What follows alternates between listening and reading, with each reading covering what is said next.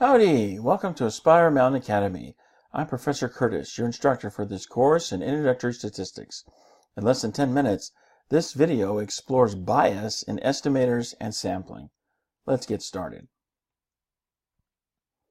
So as we've seen from the simulation that we were running and exploring in the previous mini lectures, some sample statistics are better estimators of their population parameters than others.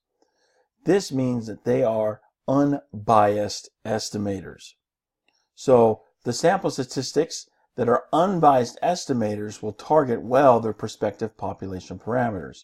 That means that as you increase the sample size, the value of those sample statistics are going to approach the value for the respective population parameter. We see this with the mean, the variance, and the proportion. So these three sample statistics are what we call unbiased estimators. Of course, you can probably guess that if some estimators are called unbiased, there are going to be others that we call biased estimators. So biased estimators are going to be sample statistics that do not target well their respective population parameters. We see this with the mean, the range, and the standard deviation. So you want to keep track of which group is which, and I think it's really helpful for you, especially when you're solving problems in your assignments, to just commit these lists to memory. Unbiased estimators are mean, variance, proportion. Biased estimators are median, range, and standard deviation. So the sample standard deviation is something that we're actually interested in and using for get the population standard deviation. So it's a bias estimator, which means we shouldn't be using it to tell us what our population standard deviation is. However, we do have the variance as an unbiased estimator. And so typically what we'll do is we'll use the variance of the sample to target the variance of the population, and then we'll just take the square root of that value to get our standard deviation estimate for the population. So that's usually how we do it. However, here we see that if the sample size is sufficiently large, we can use the sample standard deviation to estimate the population standard deviation, and it's because of that linkage with the variance that makes that possible.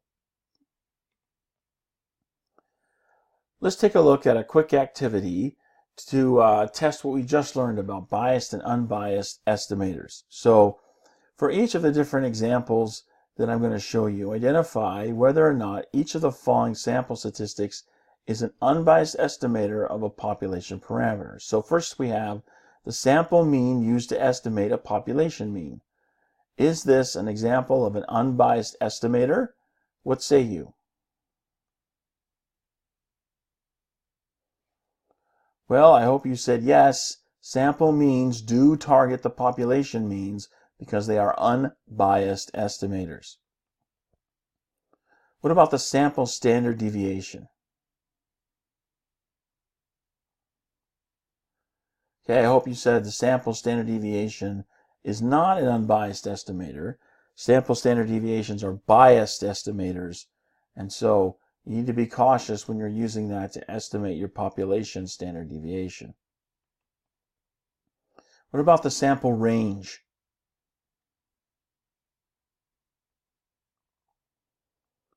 Okay, the sample range is another example of an biased estimator. So it's not unbiased, it has bias, and so we typically don't use the sample range to estimate a population range.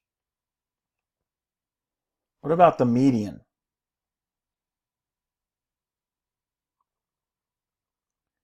The median is again another example of a biased estimator. What about sample proportions?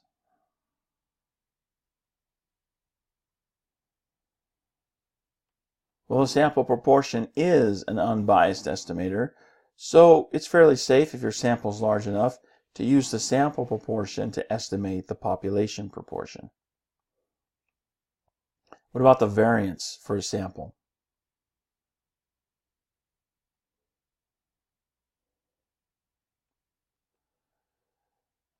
Yes, again, sample variance is another example of an unbiased estimator.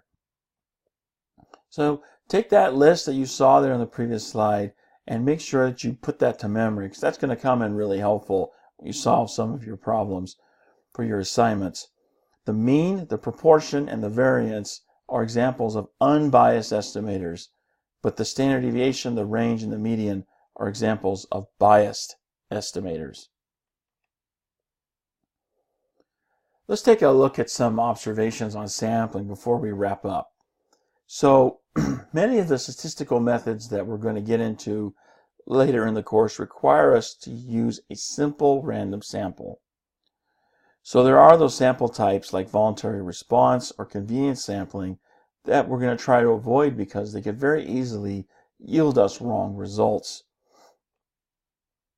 The question then comes, should we sample with or without replacement? Do we want our events to be independent or dependent? Well, if we sample without replacement, that's going to avoid wasteful duplication whenever the same item is selected more than once. So there's an advantage there to having dependent events. However, for most real-world applications, we're going to want to sample with replacement. Why would we do that? Why would we want to sample with replacement? Well, first of all, when we select a relatively small sample from a large population, it's not going to make a significant difference whether we sample with replacement or without replacement. Remember that 5% rule. When your sample size is 5% or less of the population size, then you can use an independent event calculation even though your events might be dependent. So when your sample size is large enough, it's not going to make much of a difference whether you sample with or without replacement.